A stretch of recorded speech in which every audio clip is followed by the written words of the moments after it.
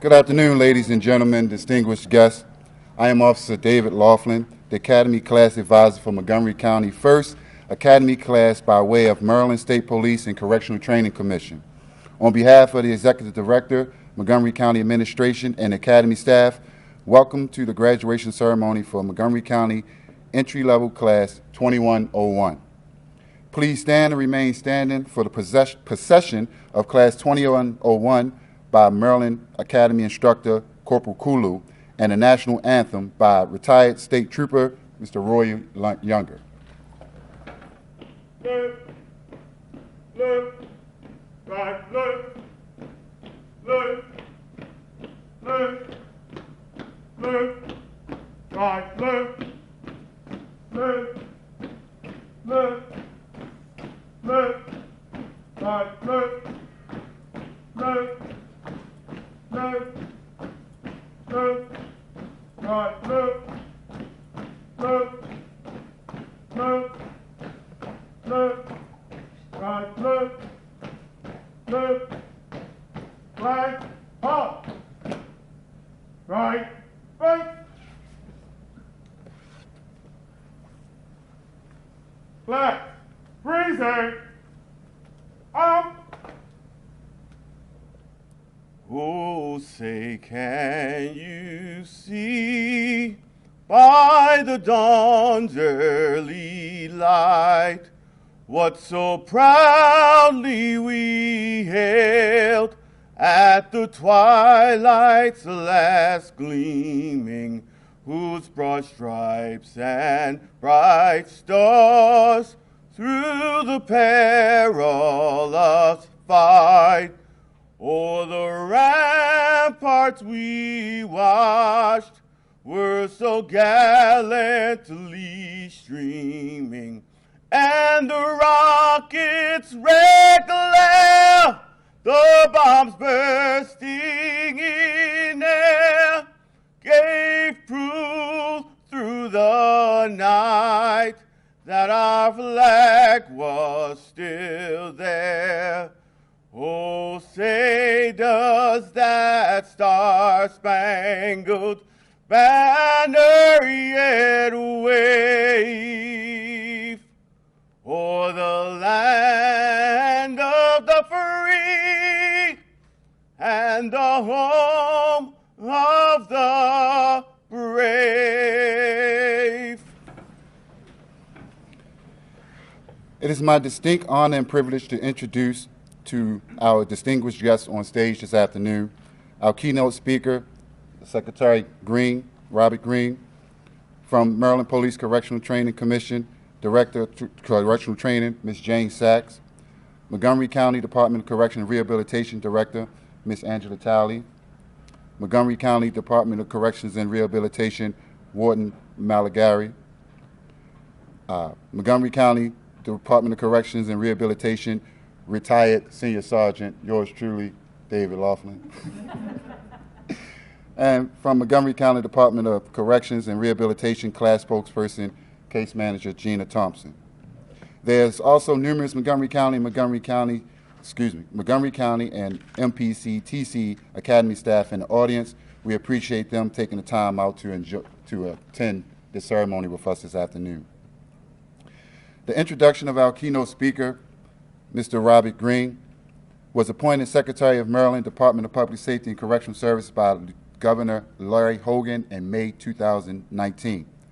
Secretary Green is not new to the field of correction. He has more than 35 years of experience in public safety and corrections. Most recently, Director of the Montgomery County Department of Correction and Rehabilitation. During his career, he created a detention center reentry unit at the Montgomery County Correctional Facility, which was nationally recognized and replicated in other jurisdictions across the country. While under his watch, that department received numerous National Associations of Counties awards and innovations and commitments to the best in correctional practices. Secretary Green also served as the Director of Corrections and Corrections Bureau Chief for the Frederick County Sheriff's Office, where he worked with county and judicial leaders to successfully enhance alternatives to incarceration, serving under 3 sheriffs during his tenure. Accolades aside, one of the Secretary's proudest accomplishments is beginning his career as a correctional officer in Maryland in 1985. Following completion of the academy, his first-hand experience as a correctional officer has given him a unique perspective and advantage in not only the care and custody of those who are incarcerated, but the men and women who serve and protect on a daily basis.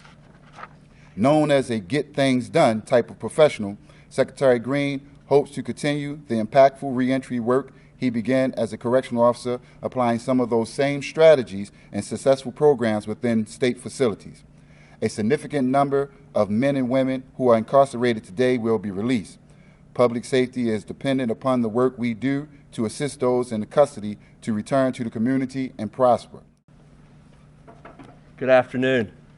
On behalf of our Governor, Larry Hogan, Lieutenant Governor Boyd Rutherford, I congratulate you on this momentous accomplishment. Prepared remarks somewhat go out the door when you're surrounded by the emotions of the moment, when you see people that you've labored with for a very long time. As was noted, I've been doing this for 35, beginning my 36th year. I love the work, but nothing is accomplished by any individual ever. I did not write that bio. I take no responsibility for it. My focus is always on the people, and it is the people that make things happen. You think about the lessons learned during this pandemic and what all of you went through. People made the difference. Commitment, compassion, working together, and finding paths forward. An example of that for each one of you graduates is what you experienced. In our state, the response to COVID-19, which I hope not to ever say that again, those words again anytime in my career, but was just absolutely tremendous. But again, it was built by people. This academy, the ability to graduate 17 academies in the state of Maryland, across the state, be it from the far western region down to the shore, was an accomplishment. To be able to do it safely, to be able to keep the wheels of systems like corrections moving is no easy feat. All of the people around you made that happen. This example, or this graduation is an example of that extraordinary collaboration. Our work does not stop. We don't rest on a pandemic. There were no meals missed in any of our facilities of confinement. Counseling continued. The umbrella of safety and security that many of you that wear the badge provide was never jeopardized. There was no, you can't phone that in. That has to be done in the presence of people, and it takes people, and it takes extraordinary leaders. I will tell you a few things about Montgomery County and where you've chosen to begin your career as a correctional professional. I know we have 2 non-uniform, so I'm thinking case management, social work, food service. All right, very good. But we are all correctional professionals. And I can tell you in Montgomery County, they do it right. Right means the safety and security of each other. To our families that are watching, I'm so humbled and glad that we're virtual. When we think about things in the pandemic that we never want to lose touch of, this is one of them. We want to do this recording. For extended families, people that can't come to a graduation and be here with you in the future, we want to continue to record them because we want them involved in what we're doing. You've made a wise selection. You've made a selection with a department that's going to help you grow and provide you infinite opportunity to grow. You've chosen a department that values people on both sides of the bars, as we do as an entire state in this field of corrections. 92% of everyone we ever touch inside our facilities, whether it be pretrial, DOC, long-term state confinement, 18 months or more, are going back to the streets of our community. And you have an impact on how that happens. You are the keepers of justice, and you do a great deal of incredibly complex work every day that the average person doesn't see. They don't get the opportunity to come into a correctional facility and experience you as an individual, your leadership, or experience your work. Where did most of us see our first example of corrections? On TV, entertainment media. That is not who we are. That is not what we are. It's not what we do. While those are entertaining shows, this is real life. This is people. This is safety and security every day. And I would invite you and tell you that one of the most important things for us to do as we emerge from the pandemic, but every day, regardless of the circumstances, is guard our narrative as correctional professionals. Guards do not work in America's jails and prisons. Correctional officers do. You, those of you that don't wear the badge, you're correctional professionals. You worked very hard to get to where you're at. Defend your profession and defend your choices. Defend your narrative of who you are. Correct people. They will see you every day, whether you're coming to work, going home from work, stopping and getting your cup of coffee, regardless of who you are. They will quickly know that you're associated with something bigger than yourself. You're a correctional professional. They expect more from us, as they should, because about 1 out of every 20 people that apply for these jobs can sit in your seat. They lived their life in an appropriate manner, made the right choices to be put in a position to have authority over another human being. I'd say more so than authority, responsibility for another individual and responsibility for those that are sitting on each side of you. That is a very lofty responsibility. And again, along that way, people have to know what we do. That is the message. Guard your narrative. Be particular about what you do. Represent it every day. It's not only when you have the uniform on or at work. People see you every day in all aspects of your life. And we're here. We got a high bar in this field. To our families, thank you for entrusting your loved ones to this department or any department across our state that labors in the field of corrections. I pledge as the Secretary of Public Safety and Correctional Services, as well as your leadership. We will do everything in our power to keep your loved ones safe. And we appreciate the trust that you've given us in selecting us as a profession. So to each of you, celebrate the moment underneath the mask that will soon be gone. I hope there's a great deal of smiles. This was an incredible collaboration. This doesn't happen every day. What happened between the Academy with Ms. Sachs, our instructors, what you were able to do here, everyone that came together to make this happen in extraordinary times, again, is incredible. It is an act of collaboration for this to occur. So to all of you, I wish you well, celebrate, and an incredible accomplishment. Thank you very much.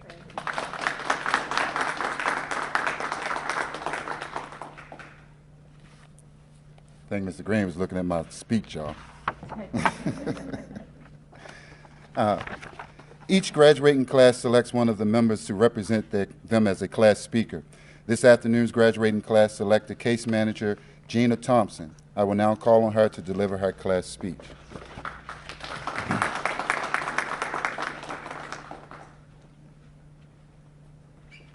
Good afternoon, everyone. Class 2101, we made it. We did it.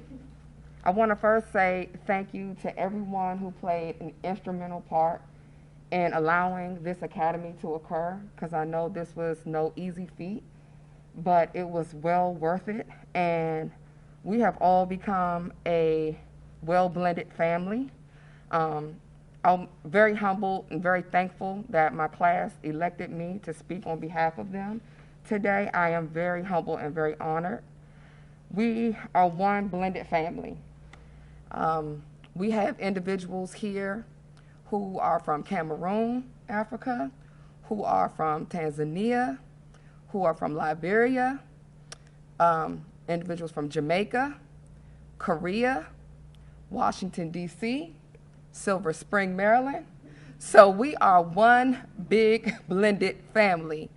But we owe the camaraderie, the great camaraderie that we've developed to our officer Laughlin, who has been such an inspiration.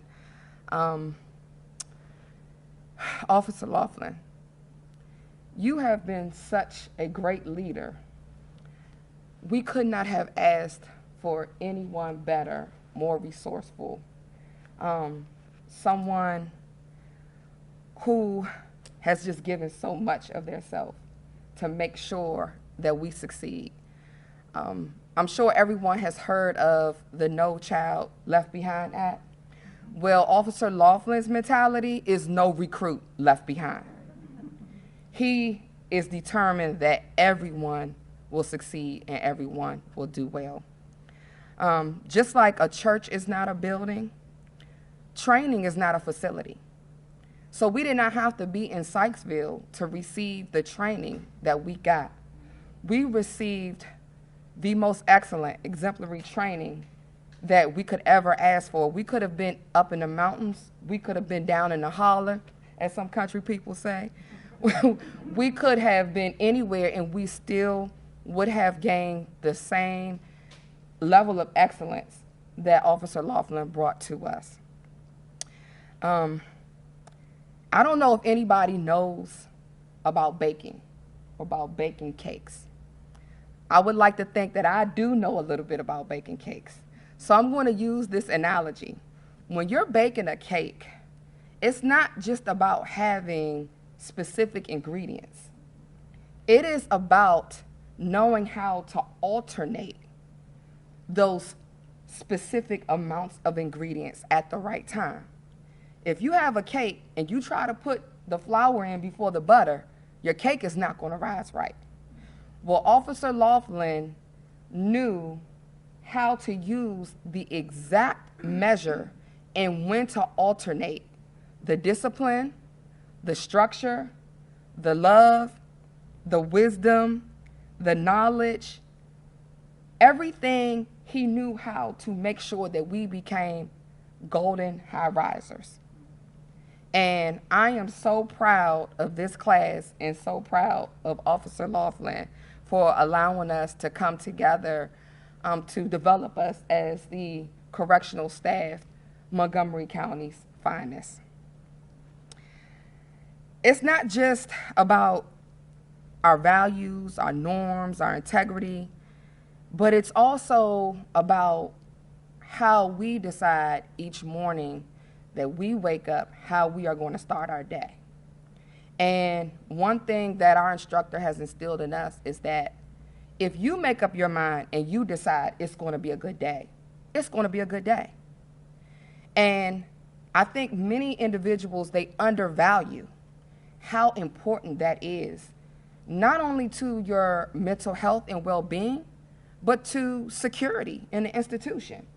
Because when one fellow officer is down, we're all down, because we operate as a team. So as a team, we should all be functioning the same way together. Just like 1, 2, 3. You all know we all operate together. When one person makes a mistake, everybody gets affected by that mistake. And everybody has to pay for it. So we all have to operate together as a team. We don't live under an umbrella of fear and intimidation. We live under an umbrella of a sound mind, bravery, and being courageous. So when you're out there in your pods, you want to have a sound mind. You want to be prepared. As Officer Laughlin's always saying, if you stay ready, you don't have to get ready, right? And I would like to say I've been in corrections for over 15 years, and I know that an inmate is an inmate is an inmate, and always expect the unexpected. But if you stay ready, you don't have to worry about making mistakes. You know, I just want you all to know that he not only helped to make us great correctional officers and staff, but he developed us as leaders. And being a great leader requires a lot. And sometimes as a leader, you're going to have to make spontaneous decisions. Sometimes you might have to make a decision that might require you to be creative. People might call you weird. You might take initiative, and people will say you're overzealous. You might have to make an independent decision, and they will criticize you for being a lone ranger. But being a great leader, it requires making all of these types of decisions. You have to have thick skin, and you have to be prepared. But when you have been well trained by the best, when you make those decisions will be decisions you can live with for the rest of your life. And they will be positive decisions that will have a positive effect on the entire institution. So I charge each and every one of you, be the leader that he inspired us to be. Be the leader that's courageous. Be the leader that can make quick decisions, because when you're in that pod by yourself most of the time. But you need to know how to be able to function. You need to know how to be able to make quick decisions. Please, class 2101, be your very best. Have the best attitude every day. When you wake up, make up in your mind that it's going to be a great day. And I want you all to go out here and be Montgomery County's Department of Corrections finest. Thank you.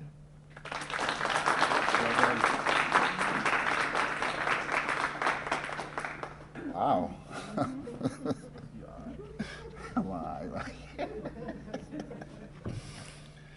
Wow. Okay. I was.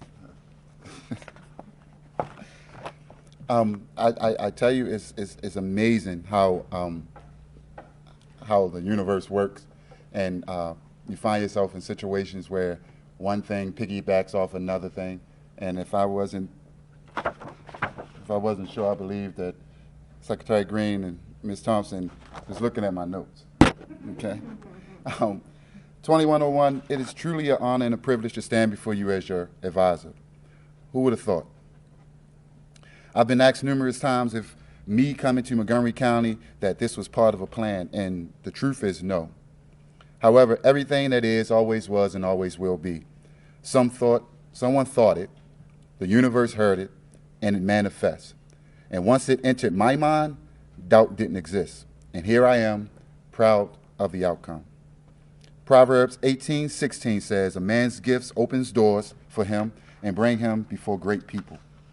I am a man, and I know my gift. My gift is my passion. My passion have defined my purpose. And as I look around this room, I see people in positions that may not have been their plan, but also found their purpose by following their passion. Just under 25 years ago, I became a correctional officer. I sat where you're seated. I've endured what you've endured. I've learned what you have learned and will learn. I concluded that I am not a correctional officer. I am a correctional professional. Spoiler alert. As someone who has done what you're about to do, corrections don't change. And if I don't know anything, I know corrections, I know people, and I know how to instruct them. The secret is, and everything that they spoke of, is that you have to find balance. Balance is to adjust, to make steady by keeping equal weight on all sides. A correctional professional have balance. A great correctional professional commits to the code of ethics and morality, competency, integrity, and accountability. With such a commitment, we find that balance. The balance to display the expected level of leadership to our agency and uphold our department's mission to protect the public and citizens of Montgomery County. As I spent the last 6 weeks with Class 2101, I come to understand the burden that we as correctional professionals are faced with on a daily basis. Most that the people that we are committed to protect are not aware of. I have prepared some words to attempt to bring an understanding to the misunderstood. I am a correctional professional. I carry the weight of public safety on my shoulders, embracing the burden and duties to call of service. Charged with the supervision, safety, and security of those under my care, a public servant, serving individuals, communities, and societies in a critical way. I am my brother and my sister, keeper, the uniformed and ununiformed. I serve honorably and courageously, representing myself, my agency with discipline and commitment, settling for nothing less than my best effort every step of the way. Acknowledge that the safety of my fellow officers, the community, and the inmates are trusted in my hands. Integrity, I wear even when full, fatigued, and forgotten. I walk with mental fortitude and physical stamina, leave in my own personal circumstances, bias, fears, emotions, life attitudes, and the car when I enter in. My appearance is my silent voice, speaking louder than any word I can utter. I present the way I want to be received. I respond to the call of duty, responsible and respectful of the power and authority to which I am entrusted. I am a correctional professional. I am the officer's officer, professional's professional, whether formal or informal. I am an example of a leader of others. I model the way morally and ethically for others. I am attentive to the well-being of those around me, and my head stays on a swivel. Mindful of the words and actions in and out of uniform. I serve proudly. I serve with a spirit of excellence. I am a correctional professional, sometimes serving in a thankless capacity, yet still I stand, committed to serve, with courage, humility, and good character, justice and equality, honorable and professional service I give from my first day till my last. Integrity starts with me, and I am a correctional professional. Thank you. I would personally like to express my profound appreciation to all of the volunteers. And if you just give me a moment, I just want to acknowledge them and take this moment to introduce you to them. They are all highly motivated, dedicated professionals. They work long hours to assist me to ensure that each recruit receives the best possible training. And they are from MPCTC, Lieutenant Tiffany Taylor, Mr. Carl Furr, Officer Kulu Smith, Sergeant Stacy Hope, Sergeant L'Oreal Blue, Sergeant Deshaun Ashley, from the Montgomery County Department of Public Safety and Corrections and Rehabilitation, Captain David Lee, Lieutenant Patrick Bean, Sergeant Wallingford, Sergeant Powles, Sergeant Flegel, Officer Rousey, Officer John Smith. And it was two ladies in the background that, if I don't mention them, we definitely wouldn't be standing here today. And that is Miss Deidre Carrio and Miss Deneen Selby. Those ladies in the background is the motivating force that make anything and everything move when it comes down to the training department. And I just wanted to take the moment to give thanks to them as well.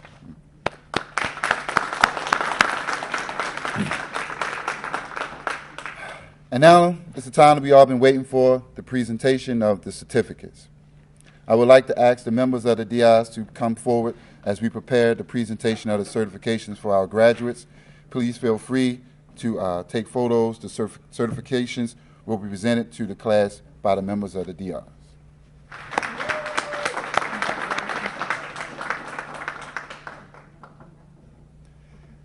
Distinguished Graduate Correctional Officer Monjo Chrysantis.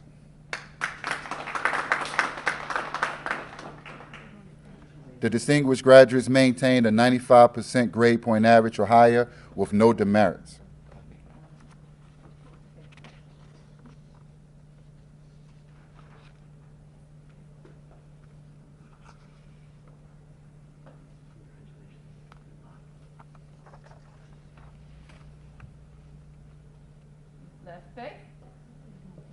Distinguished Graduate Correctional Officer Raphael Ernest.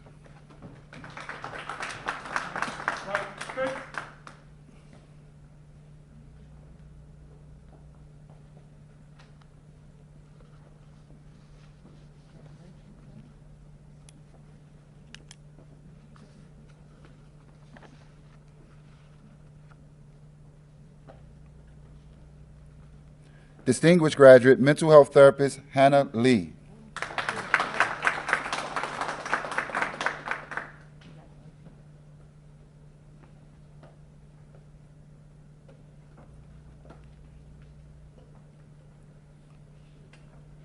Distinguished graduate, Geraldine Laguerre.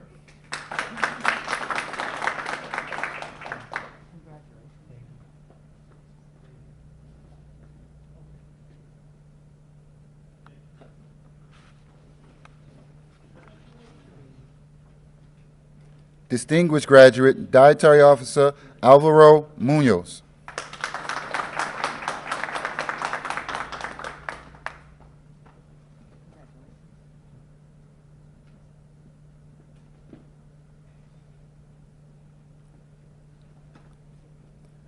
Correctional Officer Richard Ndo.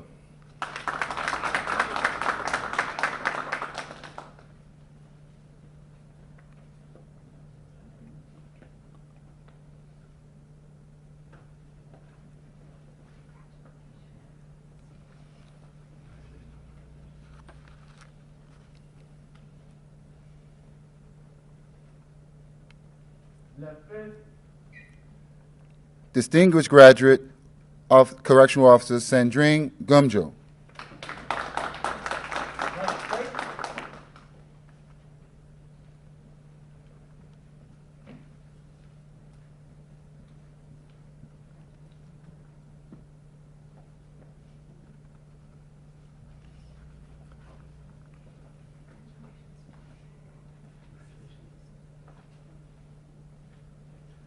Distinguished graduate Correctional Officer Kane Palais.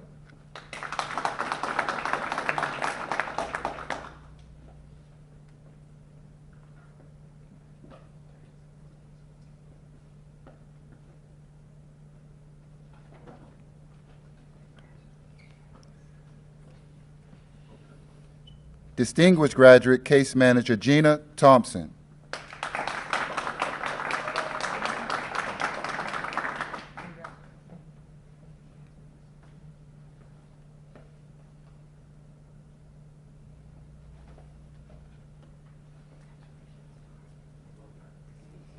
Distinguished graduate Correctional Officer John Wells.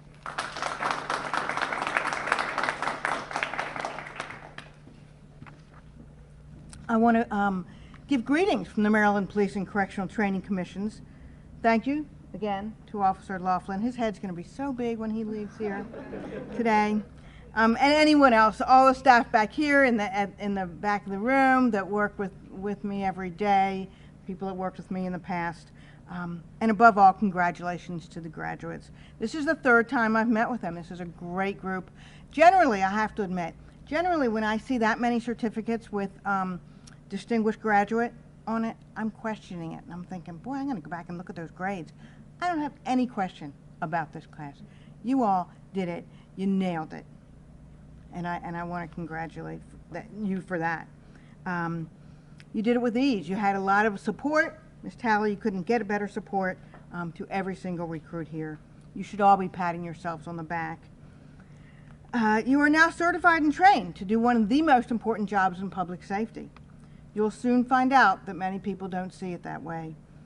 And many people, in all honesty, don't want to know about what you do. That is exactly why it's so important that you hold your head up high, that you tell the world about what you do and why we do it. And the corrections is a noble and admirable career. I've been doing this for over 40 years. As you know, I told you I was here for 41. I've been with the state for 13. So I've been doing this for a long time. And I believe today that what you do and what I do and all of us in this room do matters in this world. As you begin your career in corrections, I want you to start thinking about where you want to go right away. Start moving in that direction. This can be an incredibly fulfilling career, and I challenge each of you to take full advantage of this wonderful opportunity. Lastly, I ask that you continue to develop yourself as a professional. Nothing speaks louder about our profession than our professionalism or lack of it. Your professionalism speaks loudly the moment you meet someone. It's apparent when you come in contact with someone, how you treat them, how you talk to them, your follow through, how you deal with adversity, and how you carry yourself. Professionalism is about courtesy and respect. Hopefully when you give it, you get it back, but that's not always true in this field. Sometimes it doesn't come back immediately. It's often thankless. This just makes the challenge a little harder, a little more of a challenge for you. But never, ever lose the importance of maintaining your professionalism, no matter how tough it gets. One of the disadvantages to this academy was that you didn't get to meet people from all across the state. So what I really ask that all of you do is bookmark mdle.net when you go back to your computers. That's at our training center. We offer training every single day, and I encourage and invite you to come back to take classes and meet other people. And that will be an opportunity for you to meet people doing just what you're doing all across the state. In closing, I just have 2 quotes I want to share with you. In this field, other than all the things you've learned in the academy over the last 5, 6 weeks, there's 3 more things that you'll need. That's a wishbone, a backbone, and a funny bone. And the last is, if you think you're too small to be effective, you've never been in bed with a mosquito. Thank you and congratulations. We would like to make this presentation to Ms. Talley, the director. We want to thank you so much, Ms. Talley. It's been a pleasure working with you over the last year. And we want to present this plaque from Class 2101 to say thank you very much for allowing this to happen. Oh my gosh, thank you guys.